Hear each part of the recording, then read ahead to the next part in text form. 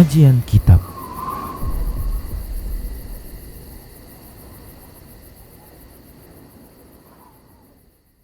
Bismillah, assalamualaikum warahmatullahi wabarakatuh.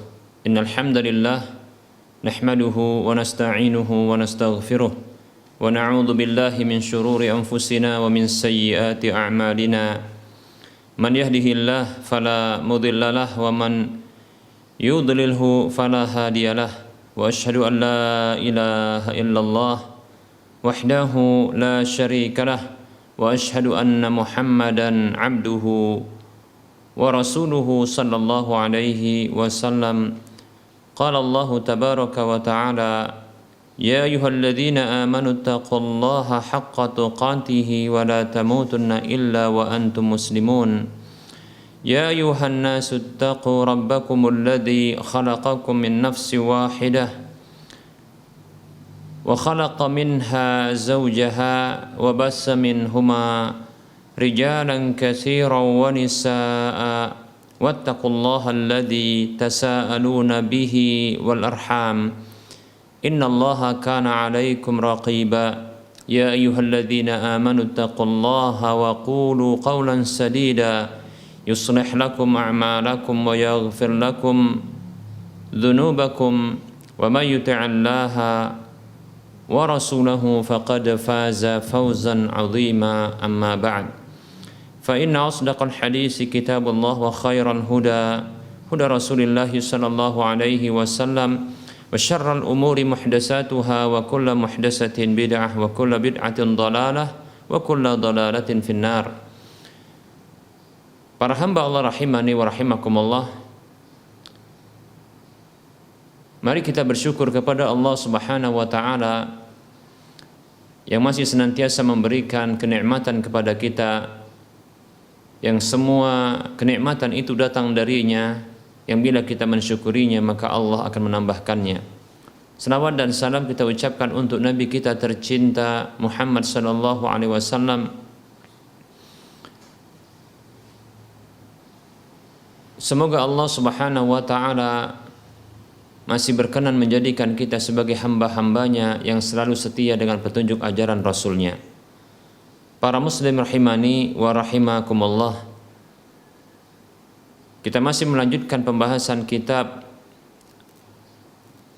yang membahas tentang akidah tauhid, dan kita masih dalam pembahasan dalam bab hal-hal yang bisa mengurangi keimanan, keislaman dan tauhid seorang hamba, dan di antara perkara tersebut adalah kebid'ahan. Baik para muslim rahimani wa rahimakumullah, perlu kita kembali mengingatkan bahwa sesungguhnya kebid'ahan yang dicela oleh Nabi sallallahu alaihi wasallam, bid'ah yang dicela oleh Nabi sallallahu alaihi wasallam, yang dinyatakan sesat oleh Nabi sallallahu alaihi wasallam adalah bid'ah di dalam urusan agama, yaitu setiap perkataan, keyakinan, tindakan, baik itu menghadirkan sebuah perbuatan atau meninggalkan sebuah perbuatan yang dengannya dinyatakan sebagai ibadah kepada Allah Subhanahu wa taala, namun tidak ada satupun dalil dari Al-Quran maupun hadis Nabi sallallahu alaihi wasallam yang menunjukkan pensyariatannya.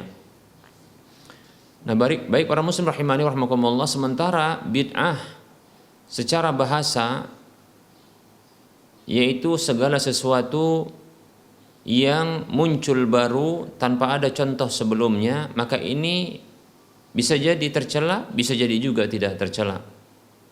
Bisa jadi dilarang, bisa juga bahkan dianjurkan, bahkan hukumnya boleh-boleh saja. Nah, para muslim rahimani wa rahimakumullah, adapun yang disebutkan oleh Nabi sallallahu alaihi wasallam dalam bentuk celaan, dalam bentuk larangan, dalam bentuk kesesatan adalah bid'ah dalam urusan agama. Demikian para muslim rahimani wa rahimakumullah.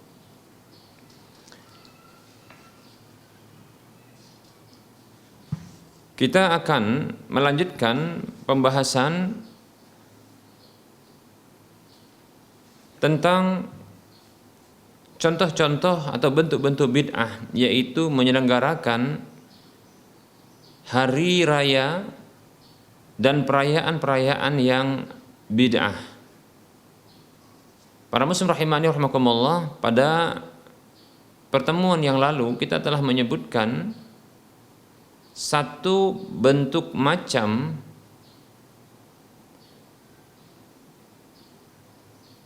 di antara bentuk perayaan atau hari raya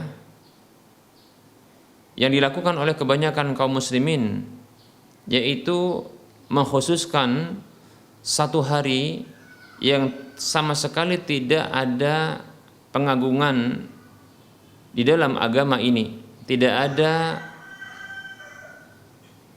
pemuliaan dalam syariat ini di hari tersebut. Dan itu contohnya adalah yang telah kita sebutkan, yaitu Kamis pertama di bulan Rajab. Setiap Kamis pertama di bulan Rajab, berikut juga malam harinya, yaitu malam Jumatnya. Jadi Kamis pertama di bulan Rajab itu dipuasai, kemudian malam harinya dihidupkan dengan sholat malam, dan ini sudah kita sebutkan. Baik para muslim rahimani wa rahimakumullah, jenis yang kedua atau macam yang kedua dari waktu-waktu yang dijadikan sebagai hari raya atau perayaan yang bid'ah adalah jenis yang kedua, hari atau malam yang terdapat di dalam syariat ini keutamaannya, itu hari atau malam yang ada keutamaannya di dalam syariat ini. Seperti contohnya adalah hari Arafah. Begitu juga dua hari raya, Idul Fitri, Idul Adha. Begitu juga hari Ashura, malam Lailatul Qadar, malam nisfu Sya'ban. Maka para muslim rahimani wa rahimakumullah,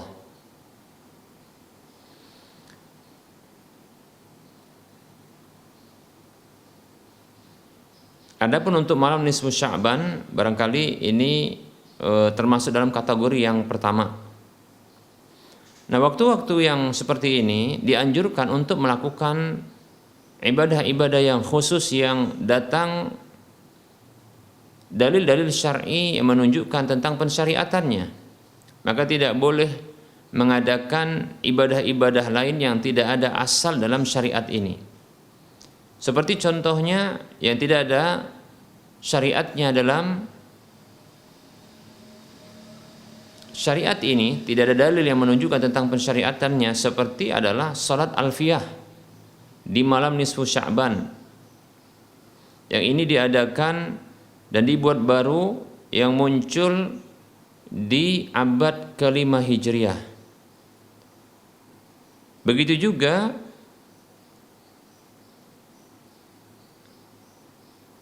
berkumpulnya kaum muslimin di masjid-masjid kota setelah asar di hari Arafah untuk berdoa dan berzikir jama'i.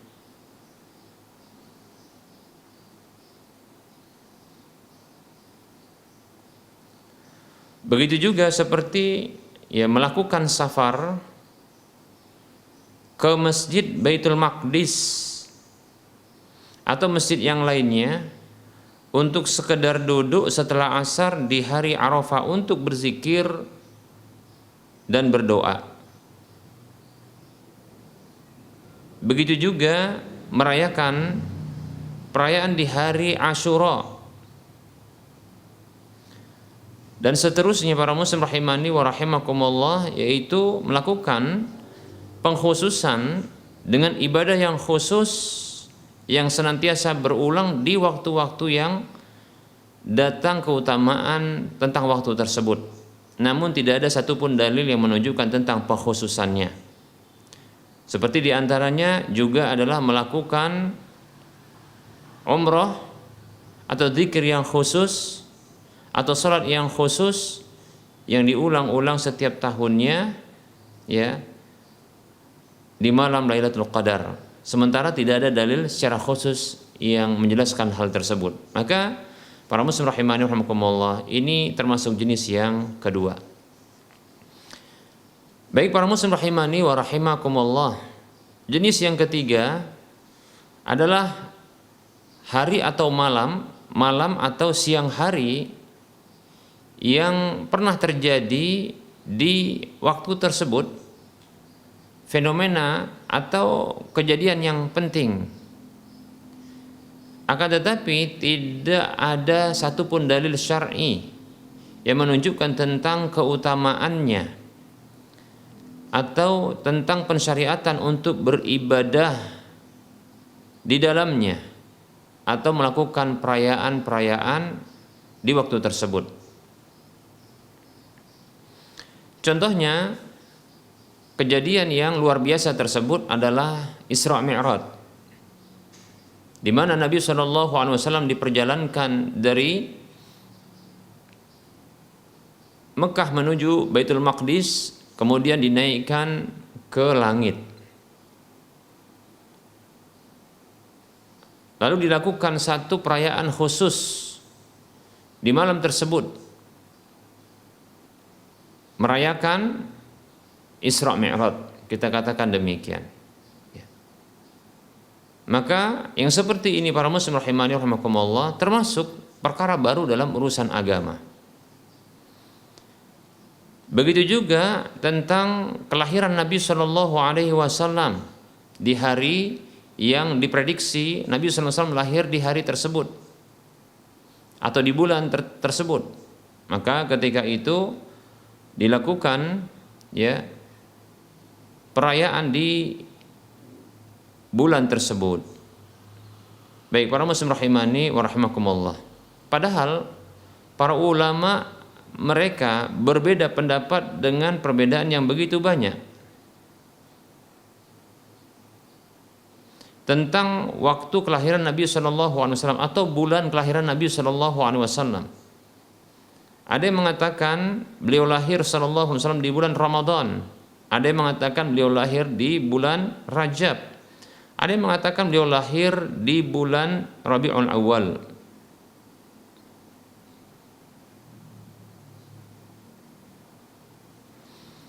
Dan para ulama yang mengatakan bahwasanya beliau lahir di bulan Rabiul Awal, mereka pun berbeda pendapat tentang hari lahir beliau.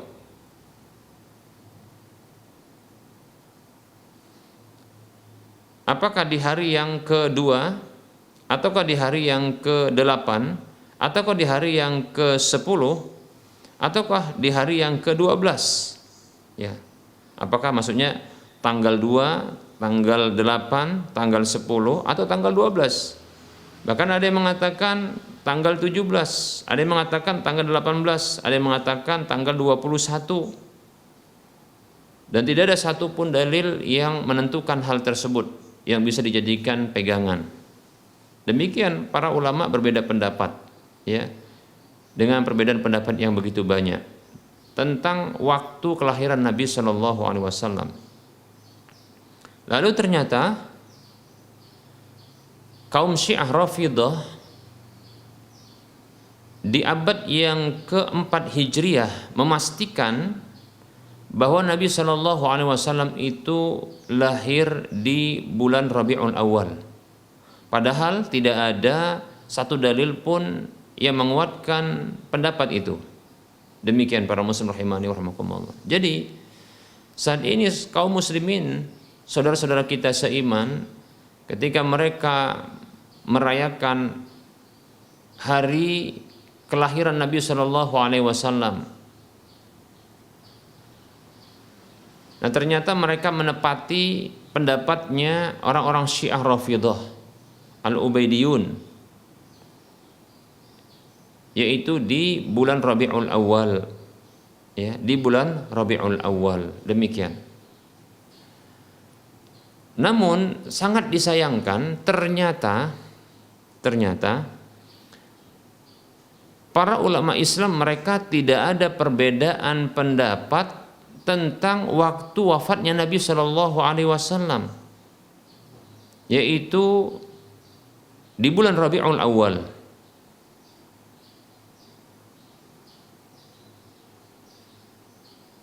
Perhatikan, orang-orang Syiah Rafidhah yang begitu benci dengan Ahlus Sunnah wal Jamaah, begitu benci dengan sahabat-sahabat beserta dengan agama yang dibawa oleh para sahabat radhiyallahu anhum ajma'in, yaitu agama Islam. Mereka begitu benci. Oleh karenanya mereka menginginkan kehancuran dari Islam dan kaum muslimin ini. Nah, para muslim rahimani rahimakumullah, anehnya mereka ini memastikan untuk perayaan Nabi Muhammad SAW, kelahiran Nabi SAW itu di tanggal wafat Nabi SAW. Padahal ulama Islam mereka berbeda pendapat. Ini indikasi bahwasanya begitu bencinya mereka dengan kaum muslimin, sampai-sampai mereka memilih satu pendapat untuk merayakan kelahiran Nabi itu di hari wafatnya atau di bulan wafatnya, di waktu wafatnya. Yang sesungguhnya di hari wafat tersebut, wafatnya Nabi SAW itu merupakan musibah besar bagi umat Islam kala itu dan saat ini. Tapi begitulah, karena begitu bencinya dengan Islam dan kaum muslimin yang terkadang disembunyikan dan sebagainya ditampakkan, dan ini ada indikasi kebencian tersebut, mereka memilih perayaan kelahiran Nabi Muhammad SAW, Maulid Nabi SAW itu di hari wafat atau di bulan wafat, di waktu wafat. Mereka bergembira di hari atau di bulan tersebut. Padahal para ulama Islam sepakat di bulan itulah beliau wafat. Seolah-olah mereka itu bergembira dengan wafatnya Nabi Shallallahu Alaihi Wasallam. Demikian. Nah, para muslim rahimani wa rahimakumullah, mestinya hal ini menyadarkan kaum muslimin. Mestinya hal ini menyadarkan saudara-saudara seiman kita untuk tidak perlu kita pertama merayakan hari kelahiran Nabi Shallallahu Alaihi Wasallam itu. Pertama karena tidak ada contohnya. Nah, kemudian apabila kita merayakannya ternyata itu kita pilih waktu yang bersesuaian dengan wafat beliau, ini seolah-olah kita merayakan wafatnya Nabi Muhammad Shallallahu Alaihi Wasallam. Baik, oleh karenanya inilah alasan yang membuat kita meninggalkan perayaan tersebut. Yang pertama, memang tidak ada petunjuk Nabi SAW. Kita dapatkan, ini mengapa para ulama Islam itu mereka berbeda pendapat tentang kelahiran Nabi SAW. Para ulama Islam mereka berbeda pendapat tentang wafatnya Nabi tentang kelahiran Nabi SAW, waktu kelahiran Nabi SAW. Adapun hari Senin memang disepakati oleh para ulama. Karena itu dalam hadis yang sahih Nabi kita Muhammad SAW ketika ditanya mengapa beliau berpuasa di hari Senin, maka beliau mengatakan, fihi wulidtu, di hari tersebut aku dilahirkan. Demikian. Hanya saja untuk bulan para ulama Islam mereka berbeda pendapat. Ini menunjukkan ketika mereka berbeda pendapat, tak ada satupun yang mereka sepakat tentang hal tersebut, menunjukkan bahwasanya para salaf kita dahulu tidak ada yang merayakannya. Generasi awal dari umat ini tidak merayakannya. Umat Islam pertama sekali itu tidak merayakannya. Para sahabat, tabi'in, tabi'ut tabi'in, itu tidak merayakannya. Sehingga para ulama berikutnya, di masa berikutnya, di abad berikutnya, mereka berbeda pendapat tentang penetapan waktu kelahiran Nabi SAW. Andaikan dirayakan terus, maka tentunya tidak ada perbedaan pendapat di kalangan mereka, karena terus berulang setiap tahun.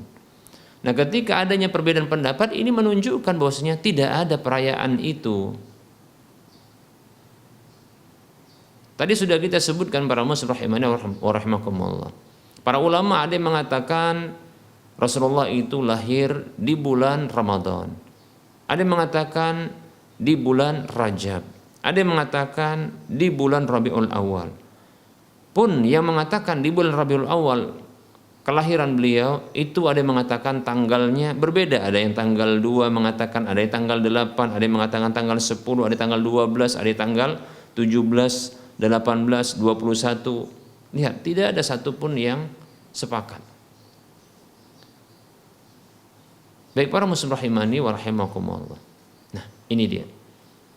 Ini menunjukkan para salaf dahulu tidak ada yang merayakan kelahiran Nabi SAW. Sampai-sampai para ulama setelahnya, ya, mereka itu berbeda pendapat. Dan Nabi SAW tidaklah memerintahkan hal tersebut. Kalaulah diperintahkan, tentunya para sahabat lebih utama untuk melakukannya seperti itu, dan akan diwariskan berikutnya. Jadi tidak ada petunjuk Nabi SAW.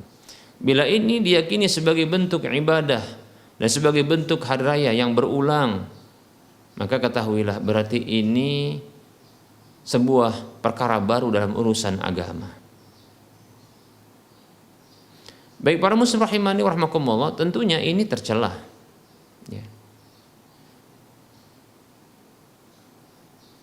Tindakan ini itu kebid'ahan. Baik para muslim rahimani wa rahimakumullah. Alasan yang kedua yang barangkali menguatkan kita untuk meninggalkannya adalah ternyata kaum muslimin yang menetapkan perayaan Maulid Nabi SAW di bulan Rabiul Awal itu ternyata bertepatan dengan kegembiraan orang-orang Ubaidiyun, Syiah Rafidah yang merayakan wafatnya Nabi SAW. Mereka merayakan Maulid Nabi di bulan Rabiul Awal karena mereka berbahagia dengan wafatnya tersebut. Mereka tepatkan itu. Baik para muslim rahimani wa rahimakumullah. Apakah kita akan berbahagia dengan wafatnya Nabi SAW dengan merayakannya?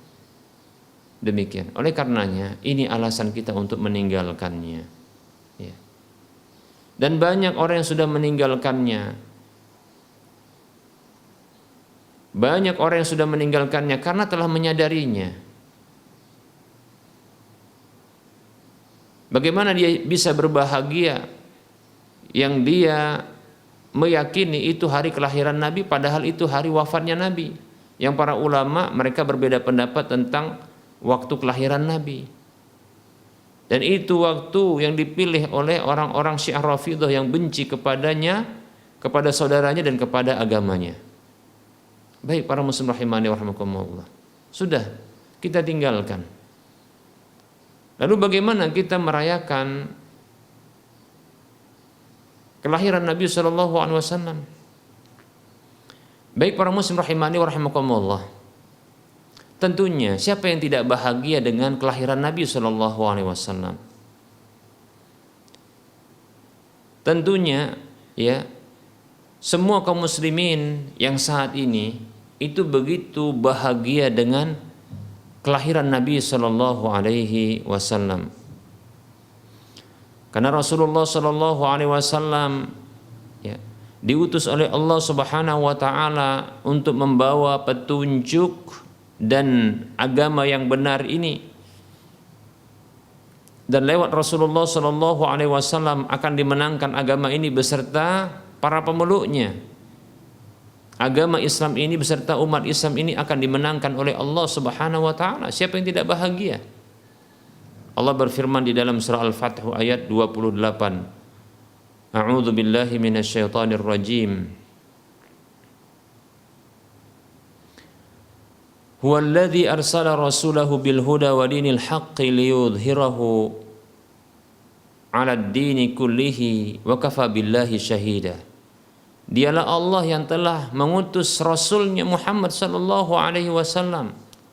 Karena kelahiran Nabi ini tentunya beliau akan membawa agama ketika diutusnya beliau dan petunjuk ini.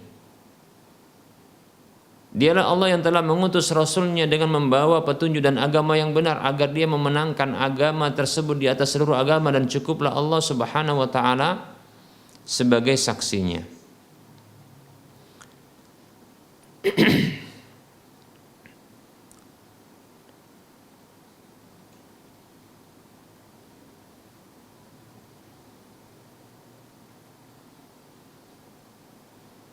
Baik para muslim rahimani wa rahimakumullah. Dan Nabi sallallahu alaihi wasallam dijadikan oleh Allah itu sebagai karunia yang besar bagi umat Islam, bagi orang beriman.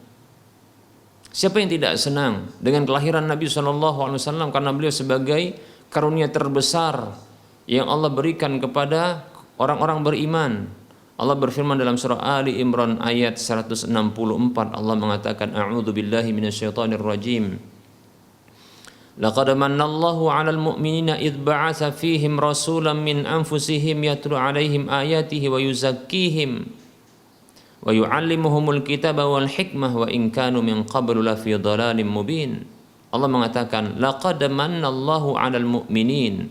Sungguh benar-benar Allah telah memberikan karunia yang besar kepada orang-orang beriman. Idz ba'atsa fihim rasulan min anfusihim. Tatkala Allah mengutus di tengah-tengah mereka seorang rasul dari karangan mereka sendiri. Yatlu 'alaihim ayatihi. Dia membacakan kepada mereka ayat-ayat Allah, wa yuzakkihim, dan mensucikan mereka, wa yu'allimuhumul kitaba wal hikmah, dan mengajarkan sekaligus mengajarkan kepada mereka kitabullah dan hikmah. Ini sunnah Nabi sallallahu alaihi wasallam. Wa in kanu min qablu lafi dhalalin mubin. Walaupun sebelum itu mereka dalam kesesatan yang nyata. Baik, ini karunia yang besar atas orang-orang beriman, dan kita orang-orang beriman tentu kita merasa bangga, merasa bahagia dengan kelahiran Nabi sallallahu alaihi wasallam. Demikian. Nah, para muslim rahimani wa rahimakumullah.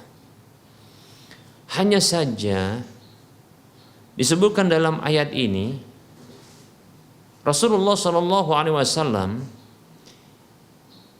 itu diutus untuk membacakan kitabullah, ayat-ayatnya, mengajarkan ayat-ayat Allah Subhanahu wa taala dan sunnahnya. Maka di antara bentuk bahagianya kita dengan kelahiran Nabi sallallahu alaihi wasallam, maka kita harus menyambut kebahagiaan kelahiran tersebut dengan kebahagiaan pula untuk mengamalkan petunjuk. Di dalam surah Al-Fatihah ayat 28 tadi, ya, Rasulullah diutus dengan membawa petunjuk dan agama yang benar. Maka kita pelajari agama yang benar dan petunjuk beliau sallallahu alaihi wasallam. Begitu, itu cara kita bahagia dengan kelahiran Nabi sallallahu alaihi wasallam. Secara khusus bagi orang yang berbahagia tentang kelahiran Nabi, terhadap kelahiran Nabi sallallahu alaihi wasallam, maka silakan mempuasai hari Senin. Karena Nabi sallallahu alaihi wasallam tatkala beliau ditanya tentang puasa di hari Senin, maka beliau mengatakan fihi wulidtu, di hari itu aku dilahirkan. Maka silahkan yang bahagia dia mempuasai hari Senin itu. Yang bahagia dengan kelahiran Nabi sallallahu alaihi wasallam, maka puasai hari Senin itu. Jangan lakukan hal-hal yang lain. Demikian. Begitu juga contohnya seperti Isra Mi'raj. Tidak perlu kita merayakannya. Para muslim rahimani rahimakumullah. Maka apa tujuan dari Isra Mi'raj? Di antara hikmah besar dari Isra Mi'raj adalah diwajibkannya sholat 5 waktu. Maka di antara bentuk merayakan Isra Mi'raj adalah seterusnya melakukan sholat 5 waktu tepat pada waktunya. Demikian. Maka seseorang yang dia telah melakukan sholat 5 waktu, bagi laki-laki di masjid, bagi perempuan dia di rumah, dalam kondisi berjamaah keduanya, baik di rumah maupun di masjid, maka ketahuilah ini telah merayakan, seolah-olah dia telah merayakan Isra Mi'raj setiap waktu. Lihat, sebagaimana seseorang yang dia seolah-olah merayakan kelahiran Nabi SAW dengan melaksanakan petunjuk Nabi, mempelajari petunjuk Nabi dan agama Nabi SAW ini, agama yang benar ini, yang Rasulullah diutus karenanya, Sallallahu Alaihi Wasallam, dipelajari dan diamalkan, dipelajari petunjuknya, dipelajari agamanya, kemudian diamalkan, maka seolah-olah orang tersebut dia telah merayakan kelahiran Nabi seterusnya, setiap hari, begitu. Maka setiap kali dia mengamalkan, dia mempelajari petunjuk Rasulullah,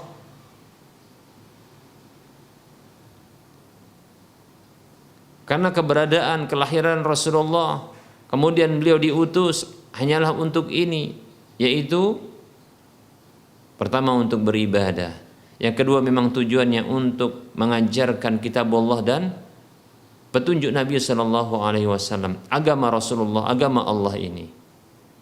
Maka siapa saja yang dia mempelajari petunjuk Nabi, agama Nabi Sallallahu Alaihi Wasallam ini, warisan Nabi ini, kemudian dia mengamalkannya, bahkan mengajarkannya, maka ketahuilah setiap waktu-waktu yang dia berinteraksi dengan petunjuk Nabi dan agama Nabi, warisan Nabi, maka sesungguhnya seolah-olah dia telah merayakan seterusnya kelahiran Nabi. Seperti itu. Orang yang sholat seterusnya di waktunya, yang sholat ini di antara hikmah besar dari Isra Mi'raj, diperjalankannya Nabi SAW dari Masjidil Haram ke Masjidil Aqsa terus naik ke langit untuk mengambil perintah sholat ini, maka orang yang melakukan sholat ini dia seolah-olah telah melakukan perayaan, telah merayakan Isra Mi'raj. Jadi tidak perlu acara khusus, perayaan khusus. Demikian para muslim rahimani wa rahimakumullah. Jujur saya katakan, kita pernah pun bergulat dengan hal seperti ini, kita pernah berinteraksi dengan hal ini, namun kita dapatkan ternyata kurang membekas para muslim rahimani wa rahimakumullah, kurang membekas. Kita dulu pernah berinteraksi dengan hal-hal seperti ini, namun kita diberikan taufik oleh Allah untuk bisa meninggalkannya. Kita diberikan taufik oleh Allah untuk merayakan yang dengan petunjuk Nabi, sesuai dengan petunjuk Nabi yang hakiki. Kita bisa merayakannya setiap hari. Dulu kita dapatkan panitia-panitia yang melakukan perayaan seperti ini, bahkan mereka tidak sholat karena kecapean. Ini tidak bisa kita pungkiri, karena kita pernah dahulu berinteraksi dengan hal ini. Jadi perayaan Isra Mi'raj tidak berbekas. Begitu juga ya, perayaan Maulid Nabi tidak berbekas, di mana ajaran Nabi itu malah dilanggar. Ya. Baik para muslim rahimani wa rahimakumullah. Berbeda halnya apabila kita mempelajari petunjuk Nabi SAW, kemudian kita berusaha untuk mengamalkannya, ternyata ini lebih berbekas, dan kita merayakan ya kelahiran Nabi dan Isra Mi'raj tersebut itu setiap hari, tidak ada putus-putusnya. Demikian. Ketika kita sholat berjamaah 5 waktu di awal waktunya, ketika kita mempelajari petunjuk Nabi, kitabullah Al-Quran dan hadis Nabi SAW, lalu kita mengamalkannya, lalu kita ajak orang lain untuk mempelajari dan mengamalkannya, maka sungguh kita betul-betul ya membekas ya petunjuk Nabi tersebut. Maka seolah-olah kita merayakan ya kelahiran Nabi seterusnya. Kita merasa bahagia dengan kehadiran dan kelahiran Nabi SAW. Demikian. Mudah-mudahan ini bisa menyadarkan saudara-saudara seiman, ya, saudara-saudara seiman. Demikian. Cobalah tepuk dada, buka mata. Apa yang kita lihat dari perayaan-perayaan tersebut ternyata tidak membekas, karena hanya setahun sekali, ya. Dan itu dengan cara pun yang tidak pernah diajarkan Nabi Sallallahu Alaihi Wasallam. Bahkan bersamaan dengan itu, ya, hikmah besar dari perayaan tersebut tidak sama sekali memberikan pengaruh. Yang menjadi panitia perayaan Isra Mi'raj tidak sholat. Yang menjadi panitia perayaan Maulid Nabi, ada ajaran Nabi yang ditentang. Demikian para muslim rahimani wa rahimakumullah, tidak membekas. Berbeda halnya apabila kita, ya, terus komitmen untuk mempelajari petunjuk Nabi Sallallahu Alaihi Wasallam, agama Rasulullah Sallallahu Alaihi Wasallam, agama yang benar ini, lalu kita ajarkan, kita amalkan terlebih dahulu, baru kita ajarkan, kita ajak manusia kepadanya. Demikian para muslim rahimani wa rahimakumullah. Baik, kita akan menyebutkan sebuah realita bahwasanya orang-orang Syiah Rafidhah, kelompok Ubaidiyun, ini merekalah yang pertama sekali menyelenggarakan perayaan Maulid Nabi sallallahu alaihi wasallam di abad keempat Hijriah.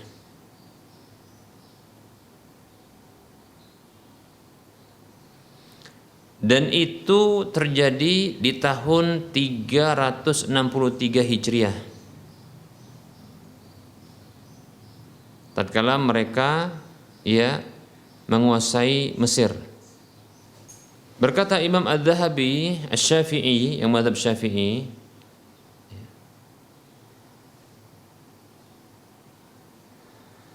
baik, kita akan sebutkan, ya, lihat di dalam Tarikh Al-Ihtifal bil Maulid. Ini bisa kita lihat di sebuah kitab yang namanya Tarikhul Ihtifali bil Maulid, atau kita terjemahkan dengan sejarah Maulid Nabi, begitu ya. Punya yang menulisnya, mengarang atau yang menyusun kitab ini adalah, ya, Sandubi, di halaman yang ke-62.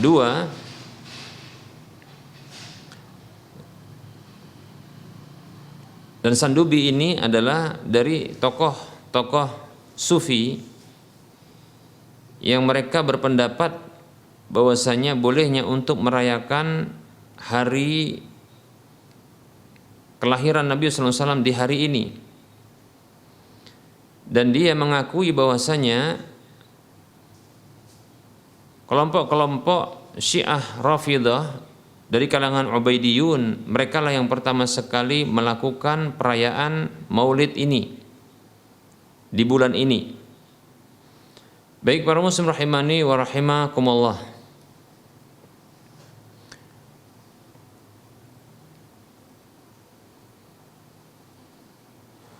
Orang-orang Ubaidiyun ini, kebanyakan mereka adalah orang-orang yang menyimpang dan begitu dengki dengan Islam dan kaum muslimin. Begitu juga dengan Rasulullah sallallahu alaihi wasallam. Sebagian mereka mengaku memiliki hak untuk disembah.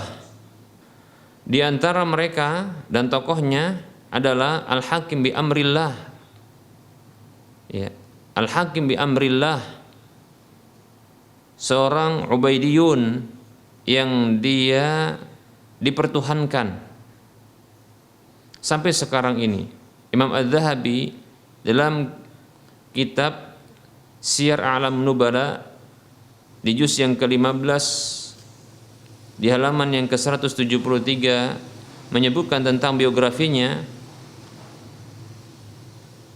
Orang ini adalah sahibu Misr, yaitu penduduk Mesir, Al-Hakim bi Amrillah Al-Ubaidi Al-Misri Ar-Rafidhi, yang namanya adalah Al-Hakim bi Amrillah, seorang sekte Ubaidiyun yang berasal dari Mesir. Dia adalah seorang Rafidah, Syiah Rafidah, bahkan dia Syiah Ismaili, Syiah Ismailiyah, seorang zindiq, dan dia mengaku memiliki ketuhanan, hak ketuhanan. Demikian.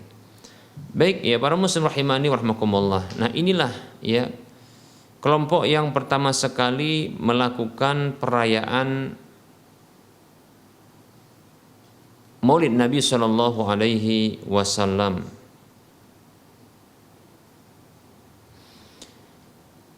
Sementara generasi awal dari umat ini, yaitu para sahabat tabi'in, tabi'un tabi'in, mereka semuanya sepakat itu tidak melakukan perayaan ini. Tadi sudah kita sebutkan, inilah yang membuat para ulama-ulama setelah mereka itu berbeda pendapat tentang penetapan hari kelahiran Nabi SAW atau bulan kelahiran Nabi, waktu kelahiran Nabi SAW.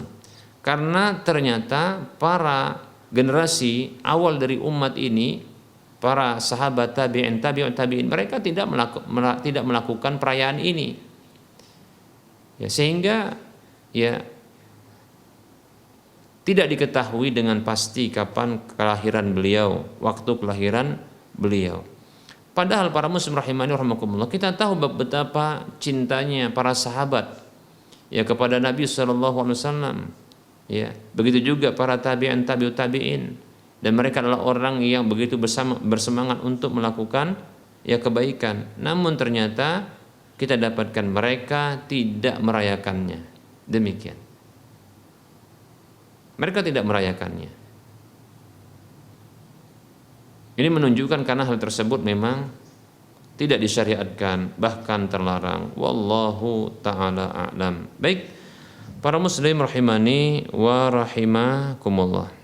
Berkata Syekh Muhammad bin Abdul Salam Asy-Syuqairi, yang beliau adalah seorang ulama Mesir, dalam kitab As-Sunan wal Mubtada'at di halaman 139,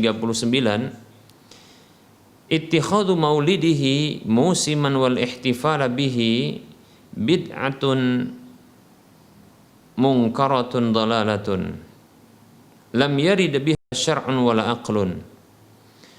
Menjadikan Maulid Nabi SAW sebagai musim yang berulang untuk dirayakan dan perayaan di hari lahir beliau SAW adalah sebuah bid'ah yang diingkari dan sesat. Begitu kata beliau. Tidak ada syariat, tidak datang penjelasan syariat dan akal tentangnya yang mendukungnya. Tidak ada dukungan syariat dan akal tentangnya. Walau kana fi hadza khairun fa kaifa yaghfulu anhu Abu Bakr wa Umar wa Utsman wa Ali wa sairus sahabati radhiyallahu anhum ajma'in wa tabi'in wa tabi'ihim wal a'immati wa atba'ihim. Andaikan ini di dalam hal ini terdapat kebaikan, lalu bagaimana hal itu terlupakan, terlalaikan, terabaikan, diabaikan oleh Abu Bakar, Umar, Utsman, Ali, dan seluruh para sahabat radhiyallahu anhum ajma'in. Begitu juga para tabi'in, tabi'ut tabi'in, dan imam-imam serta pengikut para imam tersebut. Tentu kita tidak mengetahui adanya Imam Abu Hanifah, Imam Malik, Imam Syafi'i, Imam Ahmad merayakan hal ini. Demikian, seperti itu. Baik para muslim rahimani wa rahimakumullah. Nah, ini dia. Oleh karenanya para muslim rahimani wa rahimakumullah, cukup bagi kita petunjuk Nabi sallallahu alaihi wasallam. Kita bisa merayakannya setiap hari, yaitu dengan cara kita mempelajari petunjuk Nabi dan agama Nabi SAW ini. kitab sucinya Al-Quran, begitu juga sunnah Nabi SAW, petunjuk Nabi SAW dalam hadis-hadis beliau. Maka apabila kita mempelajarinya, begitu juga kita mengamalkannya dan bahkan mengajarnya kepada manusia, maka sesungguhnya kita seolah-olah telah merayakan ya tentang kelahiran Nabi SAW. Begitu juga apabila kita melakukan sholat, terus menjaga waktu sholat di tempat sholat itu, di waktunya, maka ketahuilah kita sedang seolah-olah merayakan Isra Mi'raj seterusnya. Demikian para muslim rahimani wa rahimakumullah. Semoga bermanfaat. Baik, kita akan lanjutkan dengan sesi soal jawab. Assalamualaikum Ustadz, bagaimana hukumnya jika ada seorang wanita dan seorang pria, mereka menikah tapi sebelum menikah si wanita hamil di luar nikah, na'udzubillahi min dzalik. Lalu setelah anaknya yang laki-laki, anaknya itu laki-laki, lahir, mereka menikah secara resmi agama dan resmi negara. Pertanyaannya, apakah anak laki-laki itu bisa menjadi wali pernikahan adik perempuannya kelak? Bagaimana? Tolong dijelaskan. Syukron. Waalaikumsalam warahmatullahi wabarakatuh. Anak yang lahir telah muncul sebelum pernikahan yang syar'i, maka anak ini disebut dengan anak zina. Tapi jangan kita katakan hal itu kepada anak tersebut, karena anak itu tidak berdosa. Yang berdosa adalah kedua orang tuanya yang melakukan perzinahan tersebut.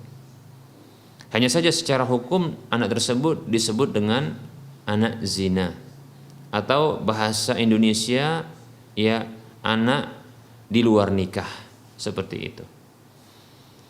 Baik para muslim rahimani wa rahimakumullah. Maka ketahuilah, para ulama mereka menyebutkan bahwasanya anak ini terputus minimalnya dua haknya dari ayahnya. Ya. Apabila dia laki-laki, anak tersebut. Bila perempuan maka terputus menjadi tiga. Terputus ya tiga haknya. Baik para muslim rahimani rahimakumullah, yang pertama adalah terputus hak nasabnya, yaitu tidak boleh ya anak tersebut dinasabkan kepada orang tua laki-lakinya, karena orang tua laki-laki adalah bapak biologisnya. Hanya sekedar bapak biologisnya, namun bukan bapak nasabnya, karena dia ada sebelum pernikahan. Keberadaannya itu sebelum pernikahan yang syar'i, sehingga ini membuat putusnya hak nasab. Kemudian yang kedua adalah terputusnya hak waris. Itu masing-masing yang tidak mewarisi. Anak tersebut tidak mewarisi ayah biologisnya, demikian pula ayah biologisnya tidak mewarisinya, demikian. Ini bagi laki dan perempuan, anak laki-laki dan anak perempuan dengan ayahnya. Kemudian bagi secara khusus anak perempuan yang lahir di luar nikah atau keberadaannya di luar nikah, maka terputus hak perwaliannya, yaitu ayah biologisnya itu tidak bisa menjadi wali baginya. Demikian. Nah, kalau dia anak laki-laki, maka dia tidak bisa menjadi wali bagi anak-anak ayah biologisnya. Kalau anak yang di luar nikah ini atau anak zina ini adalah laki-laki, maka dia tidak bisa menjadi wali dari anak-anak perempuan dari ayah biologisnya. Demikian, ya. Karena terputus hak perwaliannya. Demikian. Oleh karenanya, ya pernikahan dalam kondisi hamil di luar nikah ini, ya yang apabila berikutnya melahirkan anak darinya, ya, maka kita katakan ini adalah sah menurut satu pendapat. Kita ulangi, pernikahan wanita dengan seorang laki-laki yang wanita ini dalam kondisi hamil, tapi hamilnya adalah hamil di luar nikah, maka para ulama berbeda pendapat. Ada yang tidak membolehkan, karena tidak boleh wanita yang hamil itu menikah.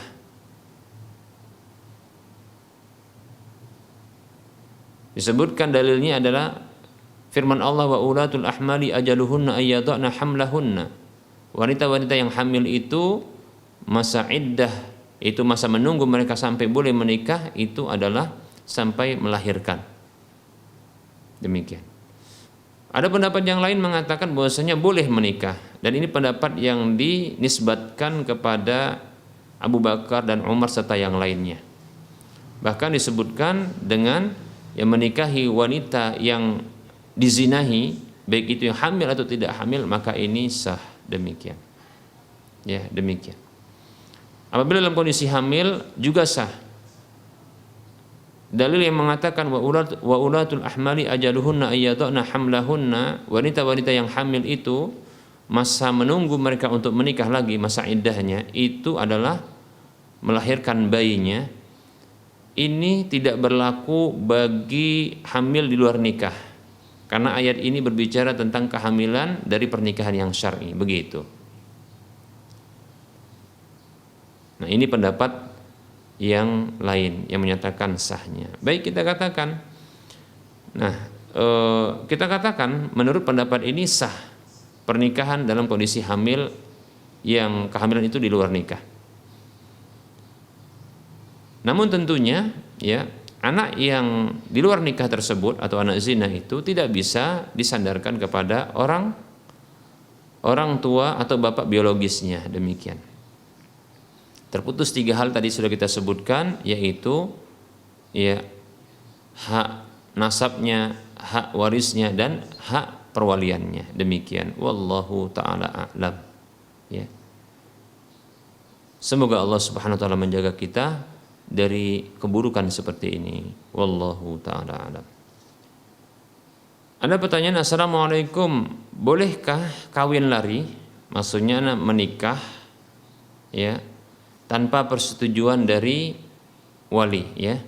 Jika semua keluarga sang wanita tersebut tidak ada yang setuju, Ustadz, bolehkah kawin lari jika semua keluarga si wanita tersebut tidak setuju? Waalaikumsalam warahmatullahi wabarakatuh.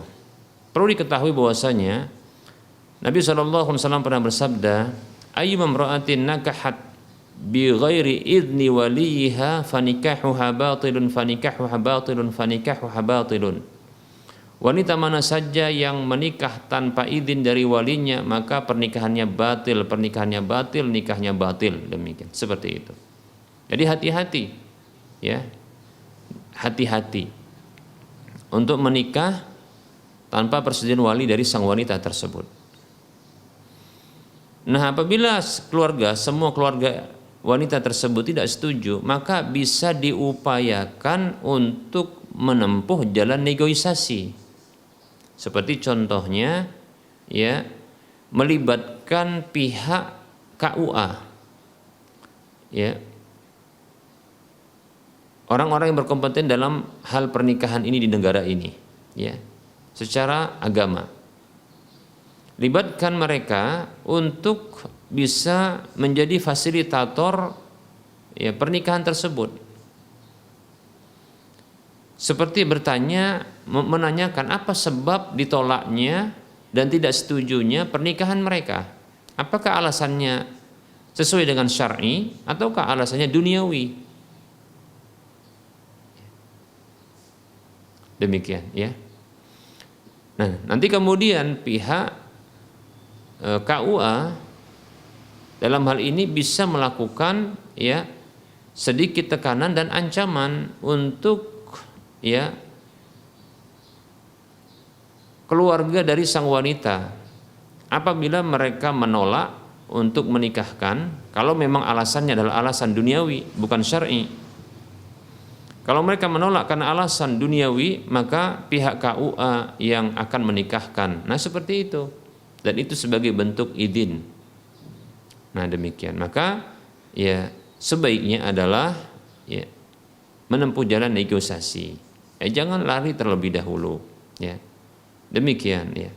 Jadi ini sabda Nabi Shallallahu Alaihi Wasallam yang tidak bisa diganggu gugat, bahwasanya seorang wanita yang menikah tanpa izin walinya maka nikahnya batil, seperti itu. Nikahnya batil. Ya, wallahu taala a'lam. Ada pertanyaan, Assalamualaikum warahmatullahi wabarakatuh Ustadz. Maaf, pertanyaannya, kita membeli barang dari seseorang, namun ketika kita sudah membeli, kita belum mengambil barang tersebut, masih tetap berada di tempat si penjual. Kemudian kita mau menjual kembali barang tersebut, apakah boleh Ustaz? Barang tersebut belum ada dipindahkan dari tempat penjual. Barakallahu fikum. Waalaikumsalam warahmatullahi wabarakatuh. Sesungguhnya Nabi kita Muhammad sallallahu alaihi wasallam bersabda dalam sebuah hadis yang diriwayatkan oleh Imam Muslim kalau tidak salah dan yang lainnya. Nabi kita Muhammad sallallahu alaihi wasallam bersabda, "Mani bata'a ta'aman fala yabi'hu hatta yakbidahu." Siapa saja yang membeli makanan. Ibnu Abbas radhiyallahu anhu mengatakan,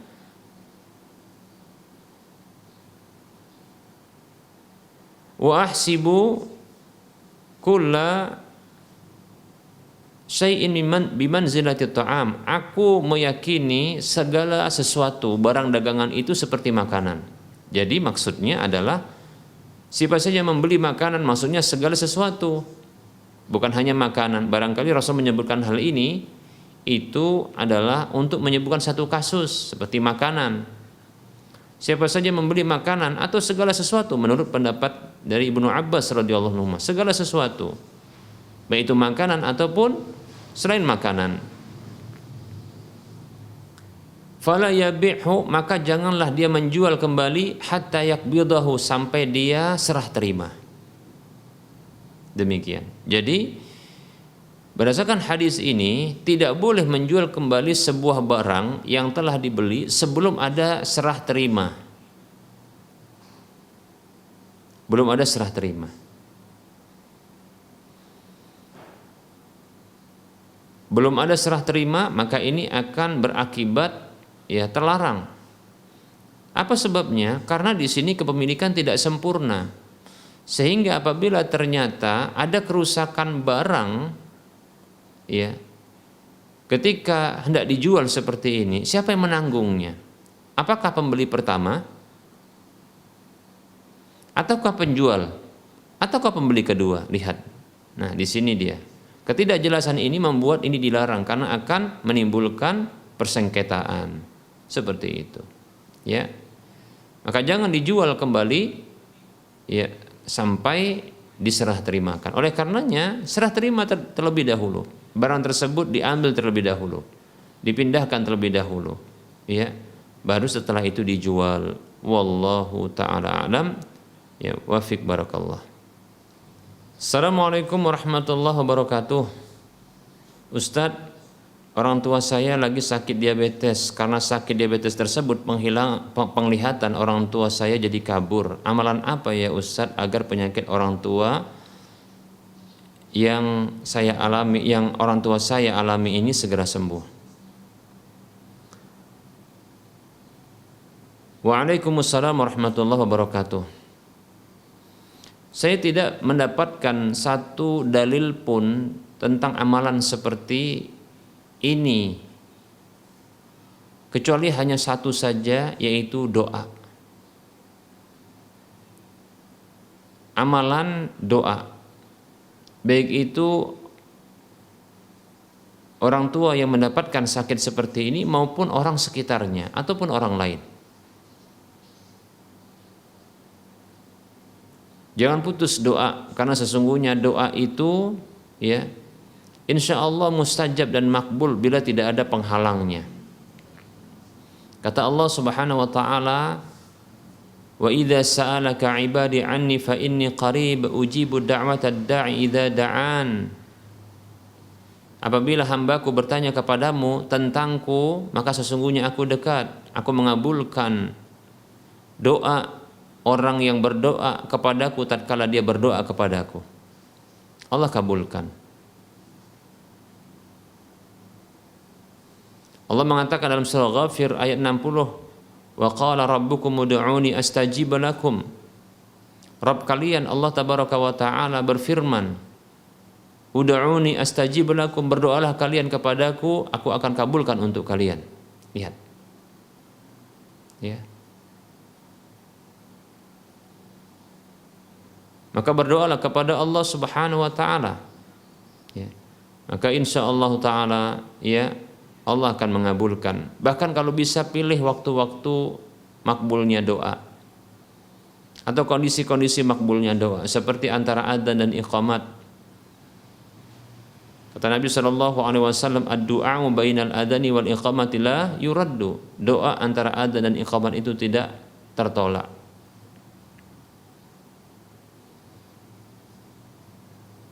Begitu juga ya orang lain yang mendoakan orang tua ini tanpa sepengetahuannya maka akan makbul. Kata Nabi SAW, da'watul mar'il muslimi li akhihi bi dhahril ghaibi mustajabatun. Doa seorang muslim untuk saudaranya tanpa sepengetahuannya maka ini mustajab. Demikian. Dan seterusnya. Maka saya tidak mendapatkan amalan yang paling utama selain amalan itu mendapatkan pahala, maka ada sisi baik lainnya yaitu makbul dari apa yang dilakukan tersebut, yaitu doa. Ya, doa itu adalah ibadah dan dapat pahala. Ad-du'a huwal ibadah, kata Nabi SAW dalam riwayat Ahmad. Doa itu adalah ibadah, dapat pahala ketika melakukannya dan bisa mendapatkan pengabulan doa tersebut. Demikian. Wallahu ta'ala a'lam. Bismillah, assalamualaikum warahmatullahi wabarakatuh. Izin bertanya Ustaz, apa yang harus dilakukan bila sholat berjamaah mengikuti seseorang atau imam yang sholatnya terlalu cepat dan tidak tumakninah? Bagaimana dengan sholat orang yang menjadi makmum tersebut yang sering tertinggal bacaan dalam sholatnya karena mengikuti imam? Jazakumullahu khairah. Waalaikumsalam warahmatullahi wabarakatuh. Sholat seseorang yang tidak ada tumak ninahnya maka tidak sah, karena tumak ninah itu adalah rukun. Siapapun yang sholat tidak terpenuhi rukun maka tidak sah sholatnya. Demikian apabila menyengaja tentunya untuk meninggalkan rukun tersebut. Tumak ninah itu adalah rukun, bahkan tumak ninah itu ada hampir di setiap gerakan sholat. Berdiri itu butuh tumak ninah. Tumak ninah artinya tenang dalam sholat. Seukuran bacaan tersebut, seukuran bacaan gerakan tersebut. Ruku itu butuh tumak ninah. Bangkit dari ruku, i'tidal itu butuh tumak ninah. Sujud butuh tumak ninah. Duduk antara sujud butuh tumak ninah. Begitu juga sujud kembali itu butuh tumak ninah. Demikian. Ini ada tumak ninahnya. Dan itu adalah rukun. Demikian para muslim rahimani rahimakumullah. Nah, apabila orang yang sholat siapapun termasuk imam, apabila menjadi imam dia sholat memimpin orang tidak tumakninah maka tidak sah sholatnya. Lalu ya tidak sah pula untuk ya menjadi ya imam untuk diikuti. Bagaimana hukum orang yang sholat di belakangnya? Maka ya tidak sah. Seperti itu. Maka sebaiknya ya menghindar dari imam yang sholatnya demikian, ya seperti itu. Tapi ingat betul-betul tidak tumakninah ya, bukan cepat saja. Karena cepat itu belum tentu tidak tumakninah, bisa jadi cepat namun dia tumakninah. Karena tumakninah itu adalah ya tenang seukuran bacaan minimal dalam gerakan itu. Seperti seseorang ketika dia ruku, dia cuma sekedar ketika dia ruku pas tepat rukuknya, bukan dalam kondisi dia bergerak lalu dia membaca. Tidak, dia ketika dia berdiri setelah membaca doa iftitah, baca Al-Fatihah dan surat, maka dia ruku. Ketika ruku, dia cuma setelah tenang, dia membaca Subhana rabbiyal azimi wa bihamdi. Cuma sekali, dia tenang. Lalu dia bangkit. Maka ini tumakninah. Jadi tumakninah adalah, ya, ini menurut pendapat yang kuat dan tepat adalah tenang seukuran bacaan minimal dalam gerakan tersebut. Demikian, ya, seperti itu. Nah, ternyata tidak juga tumakninah seperti seseorang yang dia rukunya tidak sempurna. Ketika dia Allahu Akbar, dalam kondisi bergerak dia membaca Subhana rabbiyal azimi wa bihamdi, dan belum tenang juga dia terus membaca, dan ketika tidak ada tenangnya lalu dia pun mengayun, langsung dia i'tidal berdiri. Maka yang seperti ini tidak tumakninah. Demikian. Seperti itu, ya.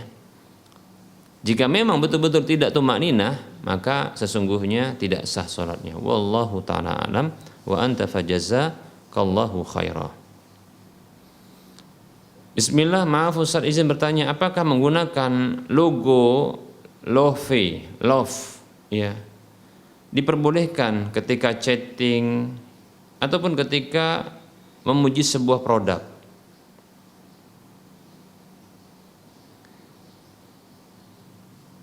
Baik, ya, tentunya ini adalah love, itu menunjukkan cinta, love, ya, lovey, ya. Ini menunjukkan cinta, suka, demikian. Nah, apabila ini ditujukan, ya, untuk hal tersebut, maka sesungguhnya boleh-boleh saja, dengan syarat bukan kepada lawan jenis yang dia bukan istrinya, asalkan tidak ditujukan kepada selain istrinya yang dia tidak ada hubungan mahram, seperti itu, ya. Jadi tidak ditujukan seperti itu. Nah, kalau ditujukan contohnya produknya, tapi produk itu milik wanita, yang men-share, ya, love seperti ini, itu adalah laki-laki. Nah, ini bahaya, ya, bahaya, karena wanita itu biasanya baperan, begitu katanya, bawa perasaan. Sebenarnya laki-laki pun sama.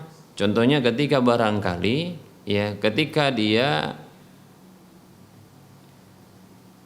mengungkapkan sebuah ungkapan, ya, dalam media sosial, lalu ada lawan jenis yang menggunakan logo love untuk perkataan itu. Nah, ini laki-laki tersebut juga bisa baperan. Ya, bahaya kita katakan, ya. Sebaiknya dihindarkan. Wallahu ta'ala a'lam. Baik, para muslim rahimani wa rahimakumullah. Sepertinya kita cukupkan terlebih dahulu kajian kita pada pertemuan kali ini. Mohon maaf bila ada kesalahan dan kekurangan serta kekeliruan dalam kajian ini, baik itu juga dalam menjawab pertanyaan-pertanyaan yang telah masuk. Kebenaran itu datang dari Allah, kesalahan itu datang dari saya pribadi dan bisikan syaitan. Kepada Allah saya mohon ampun, dan kepada para pemirsa sekalian saya mohon maaf. Kembali saya mengingatkan diri saya pribadi dan saudara-saudara seiman lewat media ini, media Rosyad TV ini, mari kita berdonasi, meluangkan sedikit harta kita, tidak banyak, sedikit harta kita yang Allah titipkan untuk kita. Mari kita, ya, mengarahkan sebagian harta kita untuk membebaskan lahan yang nanti akan dibangun di atas lahan ini, Masjid Al-Muwahhidin. Dana yang dibutuhkan adalah 8.585.200.000 rupiah, dan saat ini sudah terkumpul sekitar 23%, 03%, ya, 23,03%, yaitu sebesar 1.200.000.000 977.600 sekian ribu, dan yang masih dibutuhkan yang kurang ya adalah kekurangannya sekitar 6.607.500 sekian ribu rupiah ya. Insyaallah taala harta yang kita keluarkan ini akan terus mengalirkan pahala setelah wafat kita, bahkan dalam kondisi kita masih hidup, dan insya Allah akan menjadi aset bagi kita kalau ya setelah wafatnya kita. Silahkan arahkan, salurkan infak Anda ke Bank Syariah Indonesia. Di sini Bank Syariah Mandiri dengan kode bank 451, nomor rekening 7127 485 555. Saya ulangi, nomor rekening 7127 485 555 atas nama Yayasan Lajnah Dakwah Medan. Semoga termotivasi dan bermanfaat. Wassallallahu ala Muhammad wa ala alihi wa ashabihi ajmain. Walhamdulillahirabbil alamin. Wassalamualaikum warahmatullahi wabarakatuh.